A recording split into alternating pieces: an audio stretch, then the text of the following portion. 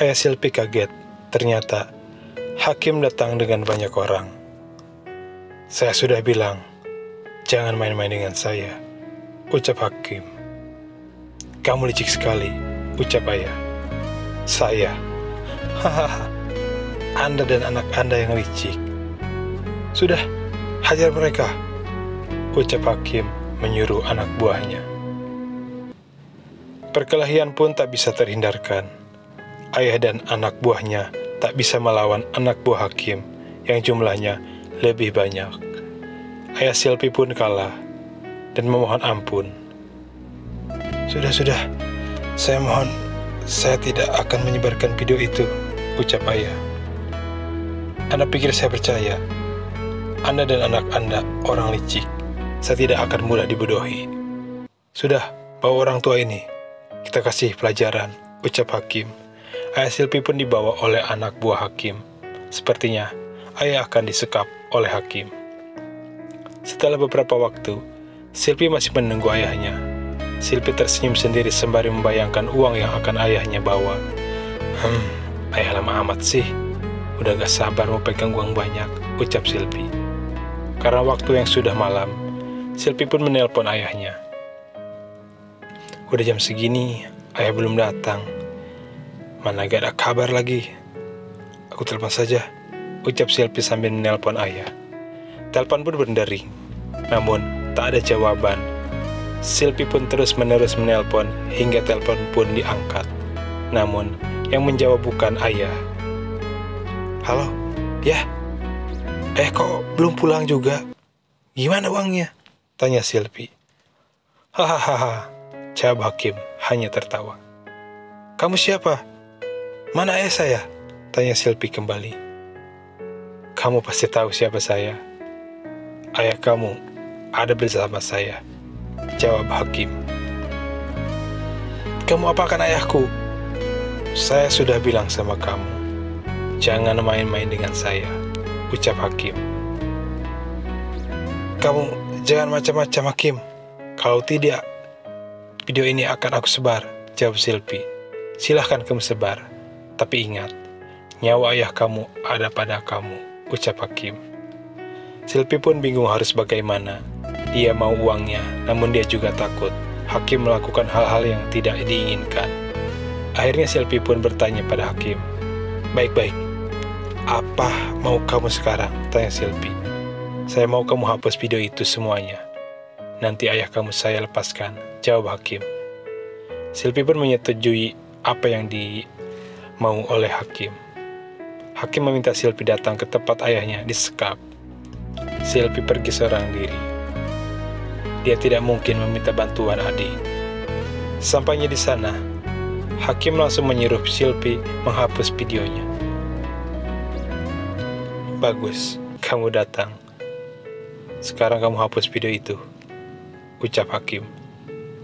"Bebaskan dulu ayahku," jawab Silpi. "Setelah semua video itu kamu hapus, ayah kamu boleh pergi," ucap Hakim kembali. Silpi pun menyerahkan flashdisk berisi videonya. "Semua sudah aku hapus. Lepaskan ayahku," ucap Silpi.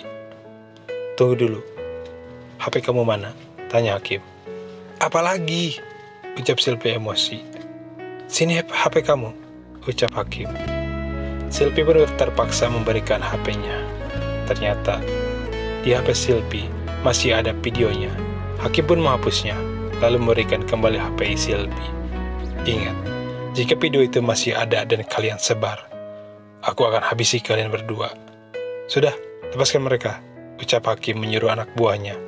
Silpi pun pergi bersama ayahnya. Kini Hakim merasa lega karena dia masih aman. Di perjalanan pulang, Silpi marah-marah pada ayahnya. "Bukannya dapat duit, malah kehilangan videonya. Kenapa sih teledor? Kenapa gak bawa orang?" ucap Silpi sambil marah-marah. "Kamu ayah lagi sakit, malah ngomel-ngomel. Ayah juga gak bodoh. Tadi ayah ajak anak buah, ternyata Hakim juga bawa orang lebih banyak dari anak buah ayah," ucap ayah. "Kalau kayak gini, kita udah gak ada kemasukan lagi," ucap Silpi. Ya kamu cari lagi laki-laki kaya yang lain, jawab ayah. Emang ayah pikir gampang cari orang kaya, ucap Silpi. Ya gimana kalau kamu coba dekati Mike lagi? Kata kamu dia sudah kaya lagi, ucap ayah. Silpi pun kepikiran soal ucapan ayah. Mungkin Silpi bisa menggoda Mike lagi. Silpi tidak tahu bahwa Anita dan Mike akan segera menikah. Keesokan harinya, Adi yang kini sudah tidak bekerja lagi, berpikir untuk mencari kerja atau buka usaha. Gue gak bisa diam terus. Meskipun gue punya uang, tapi gue harus ada penghasilan.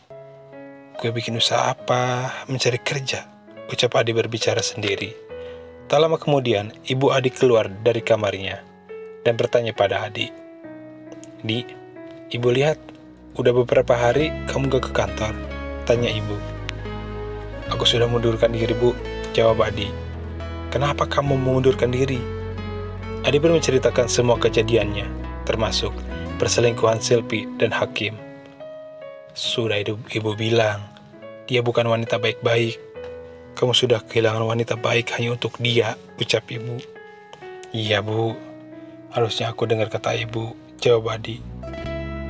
Kenapa kamu tidak coba mengajak Anita untuk rujuk lagi, ucap ibu. Gak mungkin, Bu.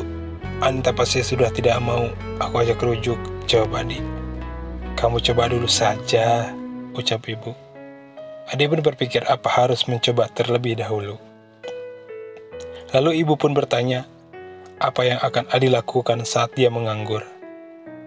Kalau kamu gak kerja, apa yang akan kamu lakukan, Di? Tanya ibu. Aku akan cari kerja, mungkin beberapa mantan rekan bisnisku, jawab Adi. Waktu pun berlalu. Beberapa hari kemudian, Mike dan Anita sedang bertemu untuk menyiapkan pernikahan mereka. Dan tiba-tiba Adi datang untuk menemui anaknya. Adi sedikit kaget karena ada Mike di sana. Tak, ucap Adi memanggilnya. Mas Adi, ada apa? Jawab Anita sambil melihat ke arah Adi. Aku mau minta izin mau ajak anak-anak jalan. Boleh, ucap Adi.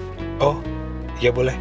Kebetulan aku juga ada perlu keluar, ucap Anita. Kalau boleh tahu, kamu mau kemana? Tanya Adi. Aku sama Mike mau ke desainer. Aku mau coba baju, jawab Anita. Baju? Baju apa? Tanya Adi.